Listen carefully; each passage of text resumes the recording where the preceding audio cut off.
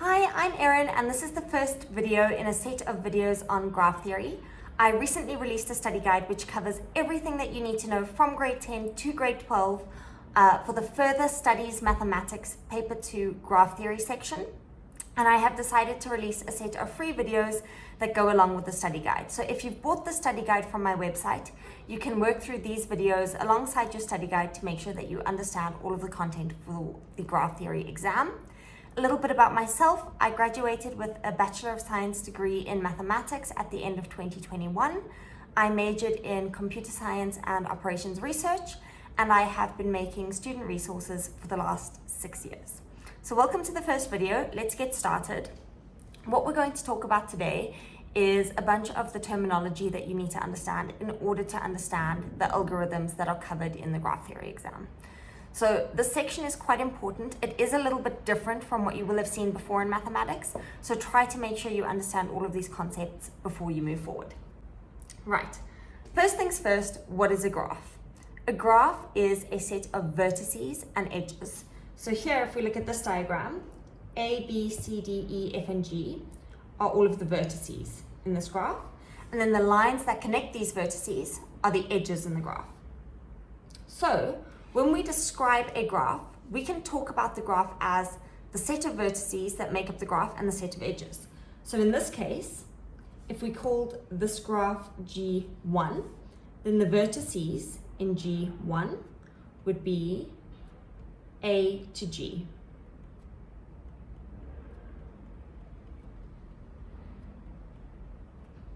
And the edges would be all of the lines. Now, how do we write an edge? Well, if it is a directed graph, meaning that the edges are arrows, they go from one vertex to another, then we write the edge as the name of the starting vertex followed by the name of the finished vertex.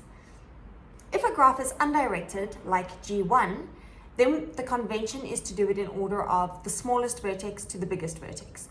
So if the vertices are labeled using numbers, then you would say from vertex 1 to vertex 2, or from vertex 4 to vertex 5. If they're labeled using letters, you do it in alphabetical order. So let's have a look at this graph. There is no edge from A to B. There is an edge from A to C, so we will include that. There is an edge from A to D.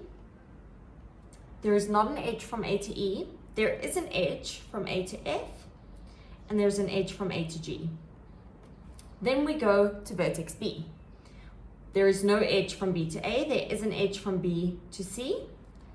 There is no edge from B to D, no edge from B to E, no edge from B to F, but there is an edge from B to G, right? Then we go on to C. We've already covered the edge AC. We've already covered the edge BC. There is no edge CD. There is no edge CE. There is an edge CF. So we include that. There is an edge CG, so we include that. Then we go to D, we've already covered AD. We go to E, E has no edges. We go to F, we've already covered AF and CF. And we go to G, and we've already covered all of the edges involving G, which means that this is the set of edges that we have. Right, now let's talk about the order and the size of the graph. The order of a graph describes the number of vertices in the graph, and the size of a graph describes the number of edges. Now, how would we go about writing this? Well, we could either say the order of G1 equals 7, which is the number of vertices in this graph, or we could say the magnitude of the vertex set is equal to 7. Let's talk about the size. We need to count the number of edges. In this case, there are 8 edges in graph G1. So we could say the size of G1 is equal to 8. Or we could say that the magnitude of the edge set is equal to 8. So those are the ways that we could write that down. Now, there are a few other things that are worth knowing about a graph. We sometimes talk about complete or incomplete graphs.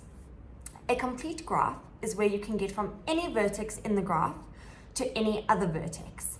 Now, if you look at graph G1, this is an example of a graph that is not complete because the vertex E is separated from all of the other vertices in the graph. There is no way for us to get from vertex A to vertex E, or from any other vertex for that matter to vertex E. So graph G1 would not be a complete graph. If we look at graph G2, I'm labeling this next graph G2, we can get from any vertex to any other vertex. So although G is not directly connected to B, I could still get to vertex B from G by going via F or by going via a different vertex. Although D is not directly connected to A, I could still get to vertex A from vertex D by going via vertex B, right? This is the kind of test you do to check if a graph is complete. So we can conclude that graph G2 is complete. Graph G1 is not. We also talk about the degree of a vertex. Now, the degree of a vertex talks about the number of edges that are connected to that vertex. So let's have a look at vertex G in graph G2. G is connected to D, E, and F. This means that the degree of vertex G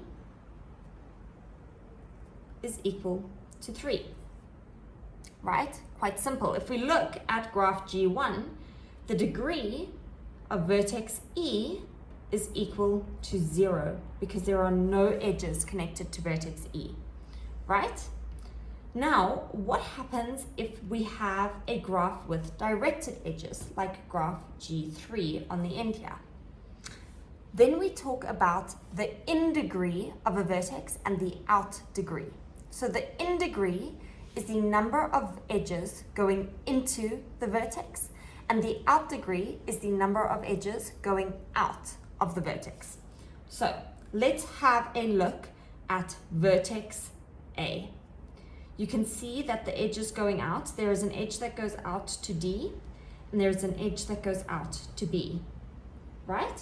There are also edges that goes in. There is an edge going in from B, and there is an edge going in from E. So the in degree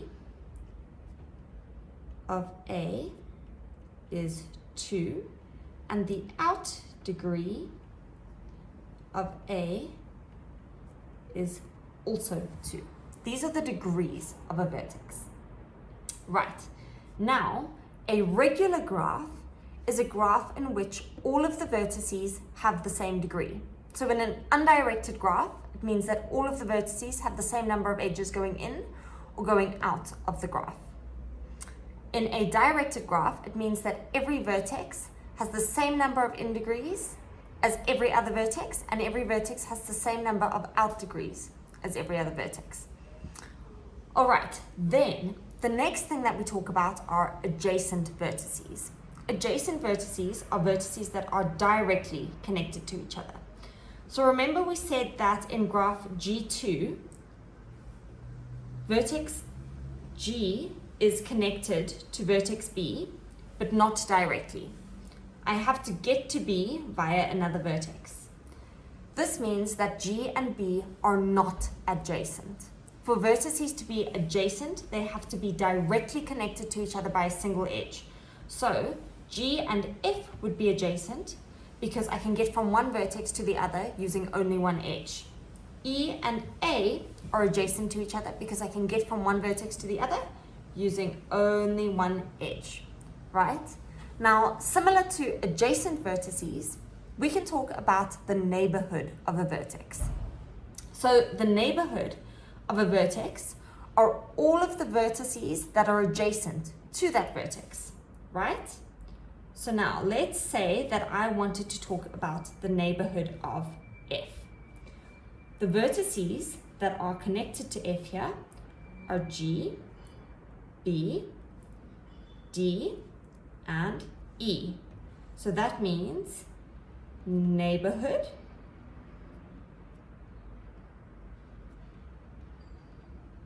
of F is equal to G, B, D, and E. Okay, what other things do we need to understand in order to be able to dive into some graph theory work? Well, we might want to talk about graphs which have weighted edges. And graph G3 is an example of a graph with weighted edges. So here you can see that each of the edges have a number associated with them. These are the weights of those edges, okay? Now, weights can represent lots of different things. If my vertices represent towns, then the weights on edges between those vertices might represent the distance between those towns. If my vertices represent different connector points in a pipe system, a water pipe system, then the weights on edges might represent the capacity of the pipe system to carry a certain number of liters of water. It might represent the cost of taking a particular route. So weights can be representative of a number of things, but they are numeric values associated with edges in a graph. And you can have weighted edges in both undirected and directed graphs. So this is an example, graph G3 is an example of a weighted directed graph. Now, you might hear people talking about DAGs.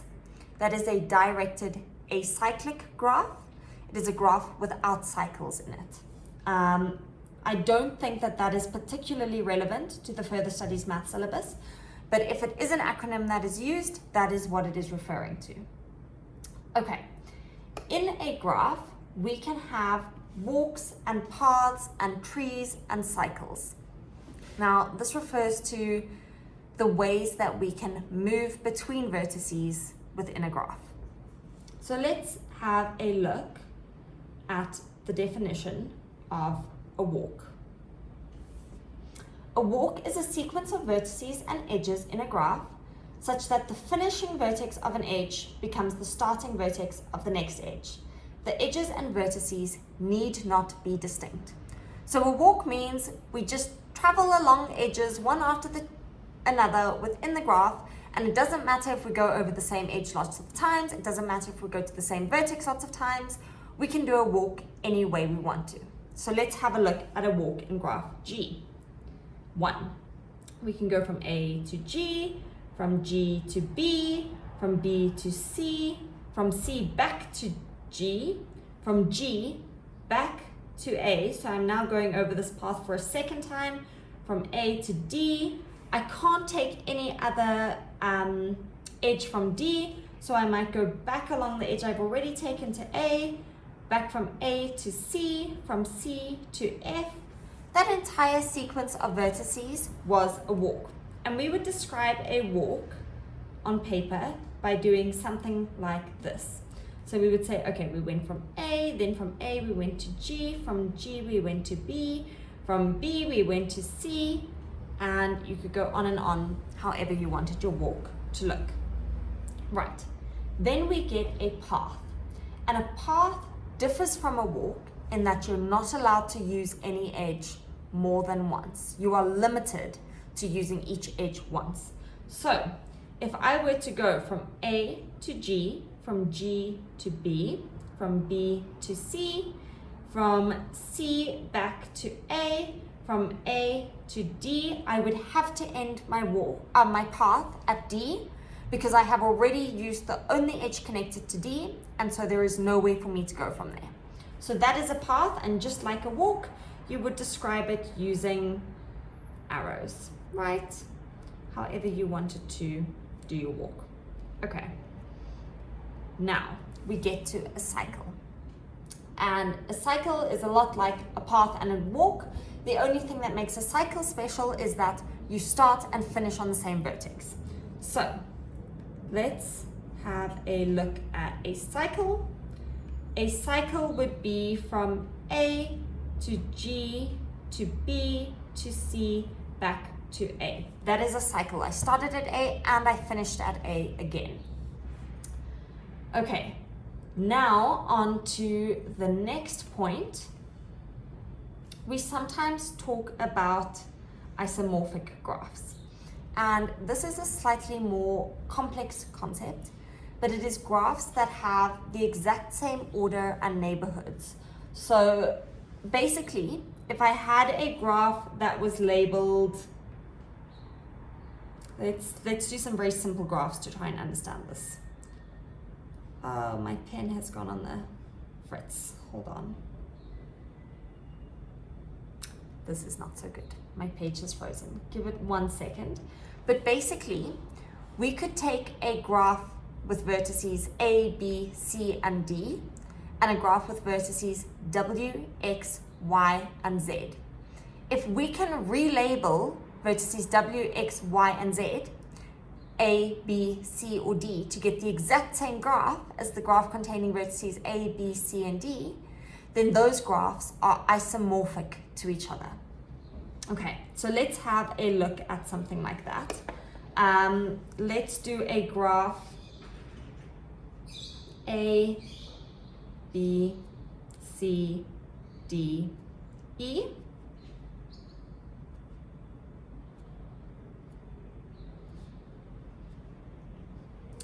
And let's give it these vertices. These edges.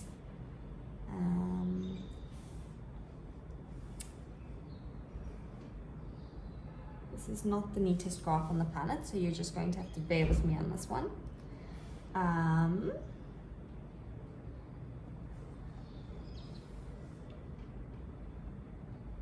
Okay, we're going to call this graph G dash. Okay, now let's have another graph over here with X, Y, Z, V, and W.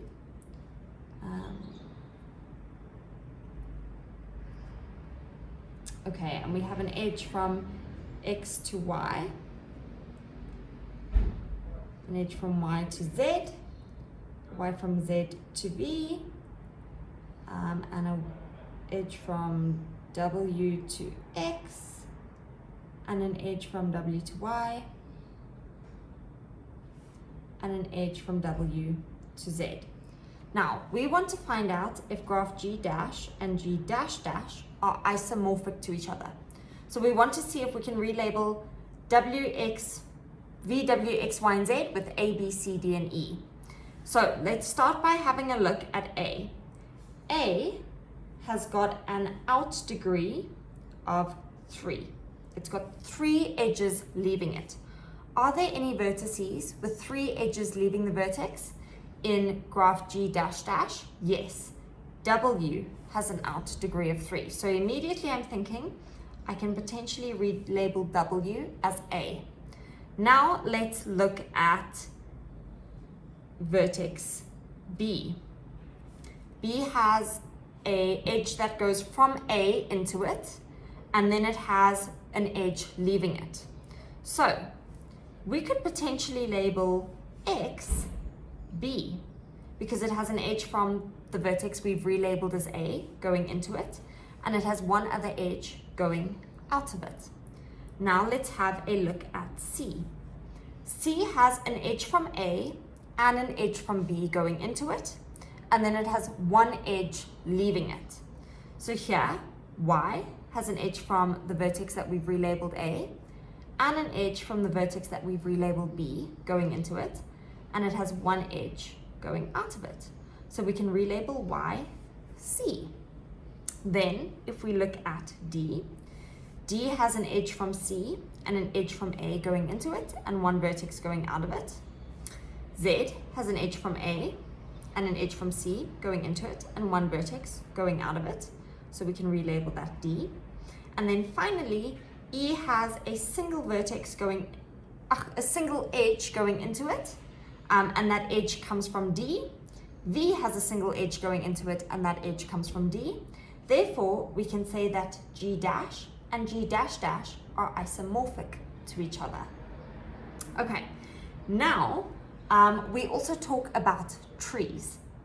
And what a tree is it is a connected graph with no circuits. A circuit is a cycle. It means that I can get from a vertex back to that vertex following a set of edges. So if I were to have a look at graph G3 from earlier, graph G3 has circuits because I can go from E, I can follow this edge to A, I can follow this edge to D, and I can follow this edge from D back to A. That is a circuit. I can get from A back to A following a set of edges, right? So this means that G3 is not a tree. If I look at the graphs G dash and G dash dash that I have just drawn, these graphs are trees because they don't contain any circuit. So if I leave A, there is no way for me to get back to A. All right, I can go to a bunch of other places, but I can't get back to A, and that is the same for all of the vertices in that graph. Right, so that is what a tree is. We've spoken about isomorphic graphs, and there's one last point that I want to cover, and that is that we can represent weighted graphs using matrices, and I want to show you what that would look like. So if we look at our graph G3, G3 is a weighted graph. It's a weighted directed graph actually, but this applies to directed and undirected graphs. So let's have a matrix of G3, and I'm going to call my matrix M. Let me just make some space quickly for my matrix. Okay, so my matrix M is a representation of what is going on in G3. Now, G3 has an order of 5, which means that my matrix needs to be a 5 by 5 matrix. Now, I'm going to cheat and draw this matrix as a table because I think it will make it easier to understand. Do not do this in a test. Draw it as a matrix. I'm just showing you how the matrices work. Right? So it is a, ooh, this is going to be very tight to fit in. Okay. It is a 5 by 5 matrix. Okay. And then in my head, I'm going to label all of the rows and all of the columns according to the vertices. So it would be A, B, C, D, E, and A, B, C, D, E. Now, what we populate into the matrix are the weights associated with edges. Okay, so there are different conventions for doing this, but sometimes we talk about the weight from an edge to itself as being 0 because you're already at that vertex. So if I were to talk about the distance from A to A, it would be 0 because I'm already at A. But if I were to talk about the distance from A to B, it would be 5, right? Now, when there is no edge, we say that the distance between those vertices is infinity. You cannot get from one vertex to the other. So there's no edge from B to C, right? So the distance from B to C will be infinity. So let's start populating the table so that you can get a sense of what I'm talking about. A to A is from itself to itself, so it's 0. So we always go from the row to the column. So we're doing from on rows and to on columns. Okay, so from A to A has a distance of 0. From A to B has a distance of 5. From A to C, is there an edge from A to C? No, there is not. So the distance from A to C would be infinity. From A to D, is there an edge from A to D? Yes, and the distance is 0. From A to E, there is no edge from A to E. This is a directed edge, and the edge only goes from E to A. So the distance from A to E is also going to be infinity. Then we go to vertex B. The distance from B to A is 1. Note that it is different from the distance from A to B. The distance from B to C is infinity because there is no edge there. The distance from, that was supposed to be the distance from B to B. The distance from B to B is 0 because we're already at B. B to C is infinity because there is no edge from B to C. B to D is also infinity because there is no edge from B to D. And B to E is 0 because that is the weight of the edge from B to E. Then if we go to vertex C, there is no edge from C to A. There is no edge from C to B. C to itself is 0. There is an edge from C to D with a weight of 2, and there is no edge from C to E. Then we go to D. D to A, there is no edge from D to A. D to B, no edge. D to C, there is an edge with weight 0. D to itself is 0. And then D to E is an edge with weight 2. Then from E, E to A, 7. E to B, 6. E to C, there is no edge from E to C. E to D, no edge. And E to itself, 0. Now let's pick up a couple of trends. First of all, the diagonal down the middle is 0. And then if we were working with an undirected graph, the edge from A to B would be the same as B to A. The edge from A to C would be the same as C to A. So if the graph was undirected, this graph is directed, this rule does not apply. If the graph was undirected, the matrix would be symmetric across this line down the middle. So this one would be the same as this one. This one would be the same as this one. That is the rule for undirected graphs. So that is how we would represent a graph as a matrix, often called an adjacency matrix because it describes which vertices are adjacent to each other.